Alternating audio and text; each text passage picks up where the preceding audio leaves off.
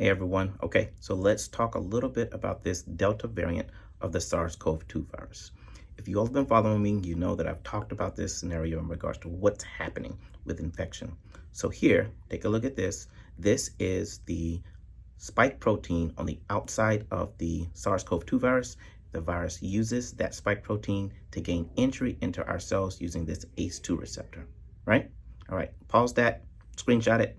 All right, good.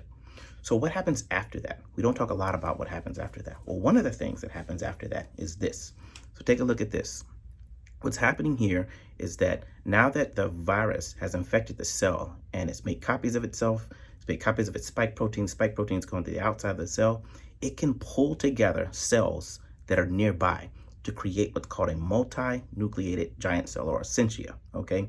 So it basically now has taken 5 individual cells and created one giant cell. And we know that the creation of these syncytia is what leads to more pathogenesis, right? Or pathogenicity within the body, after infection, okay? All right, so look at this study. You can take this study, screenshot it. I want you all to go and look at it for yourself if you feel so inclined. I'd like everybody to have the information and to be able to look at all this information. We should be very transparent with it.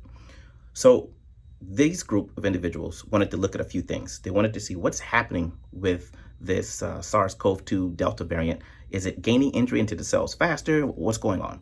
And so what they also looked at is the ability of antibodies to bind to and neutralize this Delta variant of the SARS-CoV-2 virus.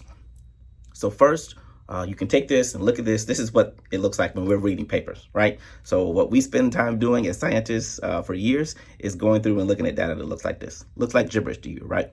All right. Well, what they're actually looking at is, first thing, is there inability or is there an increased ability of the SARS-CoV-2 virus to bind to the cells using the ACE2 receptors? What they found was no. Answer to that was no, okay? But what they did find was that there was a 2.5-fold increase in the creation of these syncytia, right? So it's able to, the virus, the Delta variant, is able to get into the cells and create these multi-nucleated giant cells at a 2.5-fold rate, and they're 2.5-fold larger, okay? So that's important because remember, that leads to pathogenesis, okay? The next thing they wanted to know is, what about the ability of antibodies to bind to this? So they took basically experiments looking at 3 groups.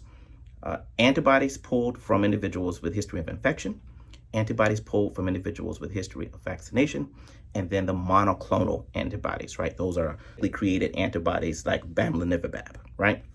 So what they found is that the antibodies created from individuals that have a history of infection or from history of vaccination, they still have the ability to neutralize the spike protein on the Delta variant of the SARS-CoV-2 virus, okay? It may be reduced, slightly reduced, but still the ability to neutralize this particular spike protein.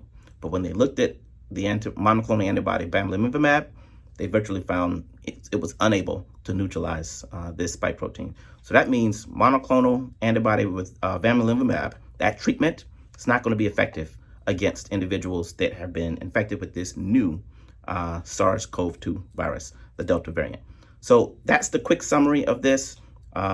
The Delta variant does not bind to the cells more strongly, but it does lead to increased syncytia formation. Increased syncytia formation leads to increased pathogenesis, but also the ability of the virus to now hide and go and move between the cells and evade the immune system a little bit that way.